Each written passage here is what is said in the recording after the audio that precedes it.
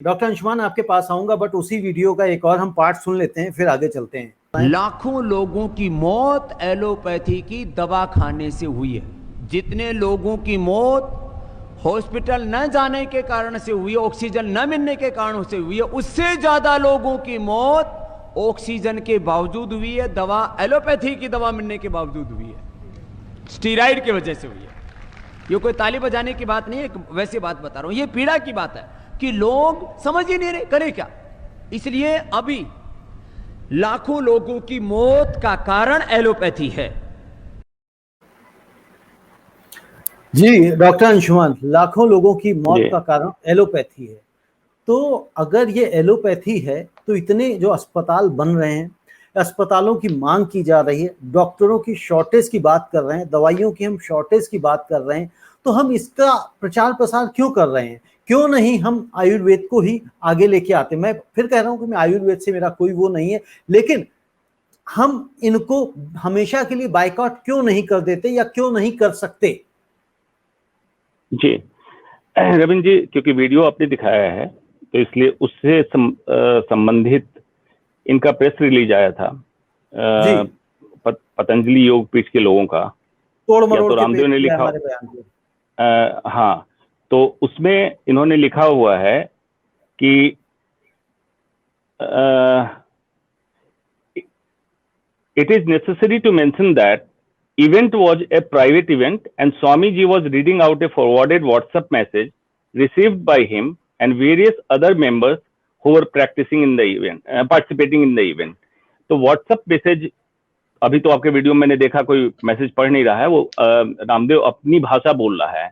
और एक जिम्मेदारी के तहत हर नागरिक को इस तरह से ऐसी चीजों पे जिससे मानव जीवन, किसी के जीवन मौत की बात हो, जुड़ी हो, तो व्हाट्सएप पे भी फॉरवर्ड मैसेज पढ़ना अपराध है, क्योंकि उससे किसी की जान जा सकती है। हमारे भारत में इसमें एक चीज मैं और कहना चाहूंगा, जब हम इसी बात की बात करते हैं, जब इन्होंने कहा प्राइवेट इवेंट है, प्राइवेट इवेंट में यदि 4 लोग भी हों और 4 लोगों तक भी आप इसको कम्युनिकेट कर रहे हैं और फिर उसके बाद सोशल मीडिया में आप डाल रहे हैं और माध्यमों से चल रहा है, यानी कि उसकी रिकॉर्डिंग हो रही थी, तो किसी भी चीज की प्राइवेट इवेंट की कोई रिकॉर्डिंग नहीं होती। मैं ये समझ नहीं पाता हूं कि प्राइवेट क्या है और पब्लिक क्या है। जब मुख्यमंत्री और प्रधानमंत्री बात करते हैं देश की जनता की भलाई के लिए, अगर वो वीडियो वायरल कर दिया जाता है या लाइव कर दिया जाता है उस मीटिंग को, तो प्रधानमंत्री जी और उनका कार्यालय कहता है, उनके नेतागण कहते हैं कि ये प्राइवेट मीटिंग थी। प्रधानमंत्री और मुख्यमंत्री में कैसी प्राइवेट मीटिंग? और यदि ये भी प्राइवेट मीटिंग थी तो इसकी वीडियोग्राफी की क्या आवश्यकता थी? जी बिल्कुल, ये है, आप दर्शकों को दिखाते हैं, the drug and cosmetic act Hindustan का ही है, आप पढ़ सकते हैं 1940। सिंगल स्क्रीन पे करिए डॉक्टर अंशुमान को। ड्रग एंड कॉस्मेटिक एक्ट 1940 जी। ये एक मोटी किताब है जो सुप्रीम कोर्ट से लेके हाई कोर्ट से लेके हर कोर्ट में इसी का हवाला दिया जाता है कि इस एक्ट में किस सेक्शन में, सब सेक्शन में क्या मेंशन किया गया है। इसके आधार पे कोई भी दवा, कोई भी पदार्थ इंटरनल मतलब अंदरूनी, एक्सटर्नल मतलब बाहरी इस्तेमाल के लिए, किसी बीमारी को रोकथाम के लिए, इलाज के लिए या पैलिएशन मतलब उनकी तकलीफ को कम करने के लिए, पदार्थ दवाई हो या पदार्थ हो, अगर इस्तेमाल किया जाता है तो that will be covered under drug and cosmetic act, मतलब इस पे कानून काम करता है। तो इनकी जो दवा की बात आप कर रहे हैं या जो दूसरों क्रिटिसाइज कर रहे हैं, ये उसके दायरे में आना चाहिए, लेकिन क्योंकि ये क्वालिफाइड आयुर्वेद के चिकित्सक नहीं है, इसलिए इनका काउंसिल इनको रेगुलेट नहीं करता है। जैसे डॉक्टरों को, एमबीबीएस के लीनिएज के डॉक्टरों को medical council of India regulate करता था, अब एनएमसी हो गया। फिर वैसे आयुर्वेद के डॉक्टरों का काउंसिल है, रेगुलेट करता है, लेकिन अफसोस बस हिंदुस्तान में बाबा काउंसिल ऑफ इंडिया नहीं है, इसलिए जितने बाबा हैं फ्री हैं कहने के लिए, जिसको जो व्यापार करना है करे। इसको अब दूसरे तरह से समझिए, मैं आपको मैनेजमेंट की लैंग्वेज में समझाता हूं। कंज्यूमर साइकोलॉजी क्या होती है।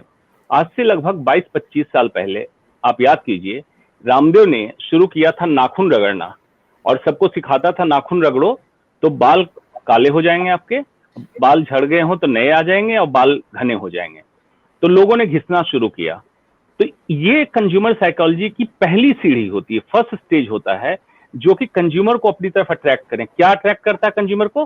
फ्री, मतलब मुफ्त में कोई बात बताई जा रही है। कौन सी बात? बाल सबके सफेद होते हैं एज के साथ, अरे ये तो कह रहा काले हो जाएंगे। मतलब आप नेचुरल प्रोसेस जो एजिंग का है उसको कह रहा है कि मैं झुठला दूंगा, नाखून रगड़ो। दूसरा क्या कह रहा है कि अगर बाल गिरे हैं तो घने हो जाएंगे। आज बालों के ऊपर इतनी चर्चा और इतने कॉस्मेटिक पॉइंट्स आ गए हैं, तो लोगों को ये लगा, तो ये आपको पहले फ्री देके आपकी साइकोलॉजी को कैप्चर किया। कैप्चर करके इसने इसका दायरा बढ़ाया, दायरा बढ़ा के इसने कहा मैं योगासन कराऊंगा। हालांकि ये बोलता नहीं, ये बोलता है योग कराऊंगा, और वैदानंद पाद ने बिल्कुल सही कहा, ये आसन कराता है। उसमें चार्ज रख के कैंप लगाने लगा। तो इसका सेकेंड स्टेप हुआ। तो वहां पे लोगों को लगा कि ऐसे भी बैठे रहते हैं, यही कर लें। लेकिन दर्शकों से मैं गुजारिश करूंगा, जरा मेहनत कीजिए। आप इस वीडियो पे जितना क्रिटिसिज्म करने के लिए मेहनत करेंगे, उससे ज्यादा मेहनत नहीं, उससे बहुत कम मेहनत करनी पड़ेगी। आप पढ़िए अष्टांग योग क्या है। अगर बिना यम नियम के आसन करेंगे तो फायदा ना हो, नुकसान हो जाएगा। प्राणायाम करेंगे, नुकसान हो जाएगा। इसकी सीढ़ियां हैं, तब आप जाएंगे प्रत्याहार, धारणा, ध्यान, समाधि पे।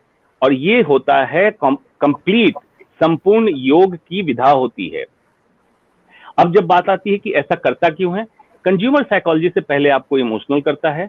इमोशनल करने के 2-3 पॉइंट होते हैं इसके। स्वदेशी आपके अंदर जगाता है। तो आपको डिफरेंस समझना पड़ेगा नेशनलिस्ट और पेट्रियोटिक में। ये नेशनलिस्ट भावना जगाता है। नेशनलिस्ट भावना ही हिटलर वाली आप याद कीजिए तो उसमें थी। तो नेशनलिस्ट भावना आपके अंदर जगा के एक खास कौम के विरोध में या उनके अगेंस्ट में करने के लिए, मुसलमानों के अगेंस्ट करने के लिए एक भावना आपके अंदर पहले जगाया, तो आप जागे। उसके बाद आपको दिखाया फ्री, फिर दिखाया ऐसी चीजें आप घर पे कर सकते हैं, ऐसा हो जाएगा। फिर मार्केट में लेके आता है प्रोडक्ट। रविंद्र जी, ऐसी विलक्षण कौन सी प्रतिभा हो गई? एक एमबीबीएस डॉक्टर, उदाहरण के तौर पर मैं अपना ही लेता हूं, दूसरे का क्या बोलूं, पहले एमबीबीएस क्वालिफाई करता है 5 साल की, फिर इंटर्नशिप करता है, फिर पीजी क्वालिफाई कर 3 साल पोस्ट ग्रेजुएशन करता है, फिर एमसीएच करता है, एमआरसीएस करता है, और कई साल के एक्सपीरियंस के बाद 100% शब्द हमारे मेडिकल साइंस में नहीं है। ये हर चीज में 100% शब्द का इस्तेमाल करता है। जब कोरोनिल लॉन्च किया था तो कहा था 100% केसेज हमारे ठीक हुए। उस पर बवाल चला।